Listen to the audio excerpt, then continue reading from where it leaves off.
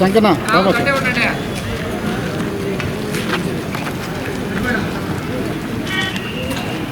Sir media point అక్కడ ఉంది sir.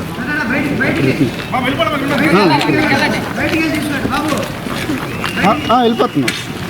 Mobile పడింది ఎవరితో కింద మొబైల్ పడింది చూడండి.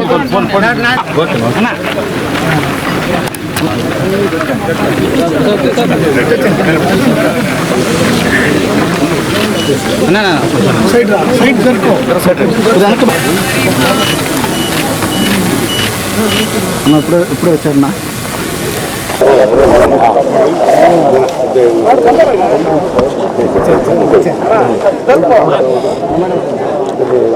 పత్రికా సైతం కూడా 3 సబ్జెక్టుల మీదనే మీరందరూ ఫోకస్ చేయాలా. ఆ 4 కాన్స్టిట్యూన్సీ నాయకుడు సిగ్గు చెరం ఉంటే ఇంకా మా పార్టీ వాళ్ళ దగ్గర రాకూడదు. వీళ్ళు రానియకూడదు, వీళ్ళు కూడా రానియకూడదు. వీళ్ళకి సిగ్గుంటే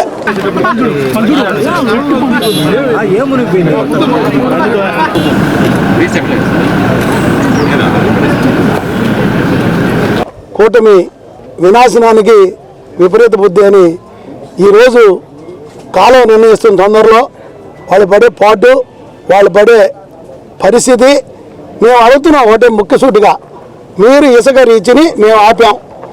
కేసు గురించి ఈరోజు ధర్మాసనం కోర్టు ఉత్తర్వులు ఇచ్చింది. ఆ కేసు గురించి మేము మాట్లాడదలుచుకోవాలి. ఒక్క విషయంలో మేము సూటిగా ప్రశ్నిస్తున్నాం. మీరందరూ కూడా పత్రికలో వారందరూ కూడా దాన్ని ప్రజల దృష్టికి తేండి. ఇసుక రీచి మీకు ఇచ్చిన క్వారీ ఎక్కడ, మీరు ఎత్తింది ఎక్కడ?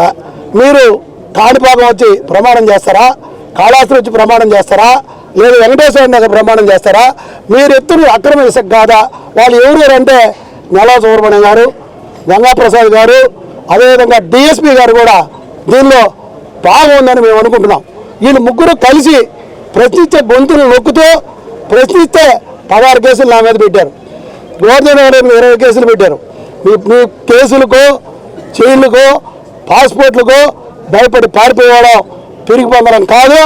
పట్టుదలతో జగన్మోహన్ రెడ్డి గారు సైనికుల్లాగా జగన్మోహన్ రెడ్డి గారితో కలిసి ఈ జిల్లాలో మా నాయకుడు కాకాని గోవర్ధన్ గారి ఆధ్వర్యంలో, స్థానిక ఇన్ఛార్జ్ సంజయ్ గారి ఆధ్వర్యంలో అందరం తిరగబడి పోరాటం చేసి మీరు చేసే అవినీతి, అక్రమ గ్రాహులు, అక్రమ ఇసుక, మీరు చేస్తున్న అవినీతి వ్యాపారాలు అన్నింటినీ కూడా ఎండగడుతూ కేసులు భయపడకుండా తిరిగి మళ్ళా జైలు పంపించినా వచ్చేదానికి సిద్ధమే. కానీ వాళ్ళకు భయపడి ఉడత బెదిరింపులకి భయపడి దాంకునేవాడిని కాదు, వలస పట్టింది కాదు.